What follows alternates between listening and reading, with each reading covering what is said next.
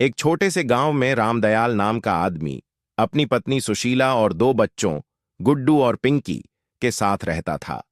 रामदयाल मेहनती किसान था, लेकिन उसके पास अपनी जमीन नहीं थी। वह दूसरों के खेतों में मजदूरी करके ही अपने परिवार का पेट पालता था।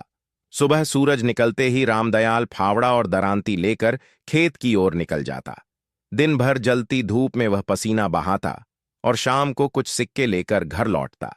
सुशीला घर पर बच्चों के लिए मोटी रोटियां और थोड़ा सा नमक या प्याज के साथ भोजन तैयार करती। अक्सर उनके घर में सब्जी या दाल भी नहीं बन पाती थी। गुड्डू और पिंकी गांव के सरकारी स्कूल में पढ़ते थे।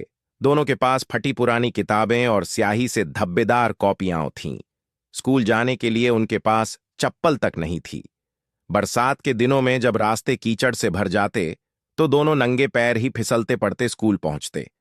लेकिन उनके चेहरे पर कभी शिकन नहीं आती थी, क्योंकि उन्हें पढ़ने का बहुत शौक था। एक दिन पिंकी ने मां से पूछा, मां, हमारे घर में पंखा कब आएगा? गर्मी में बहुत मुश्किल होती है। सुशीला ने मुस्कुराकर कहा, बिटिया, जब तुम्हारा भाई पढ़ लिख कर बड़ा अफसर बनेगा तब हमारे घर में पंखा ही नहीं, बड़ा टीवी भी आएगा।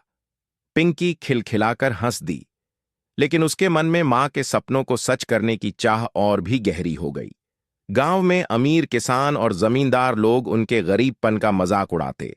जब रामदयाल बाजार से उधार पर चावल या आटा लाता तो दुकानदार ताने कसते, अरे, ये गरीब तो कभी उधार चुकाएगा ही नहीं। रामदयाल चुपचाप अपमान सह लेता, मगर भीतर ही भीतर टूट जाता। फिर भी इस परिवार की सबसे बड़ी ताकत थी उनका आपसी प्यार। भूख में भी वे हंसी मजाक करते। जब कभी घर में खाना कम पड़ जाता तो सुशीला बच्चों को समझाती, आज हम खेल खेलेंगे, जो सबसे कम खाएगा वही जीतेगा। बच्चे खुशी खुशी अपनी थाली का हिस्सा माँ बाप को दे देते। धीरे धीरे समय बीतता गया।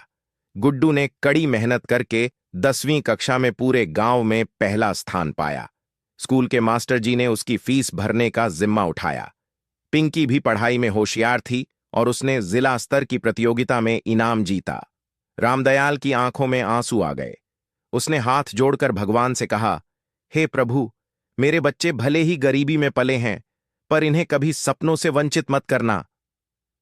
गरीब परिवार का जीवन कठिन जरूर था, लेकिन उनके संघर्ष, मेहनत और आपसी प्रेम ने उन्हें टूटने नहीं दिया।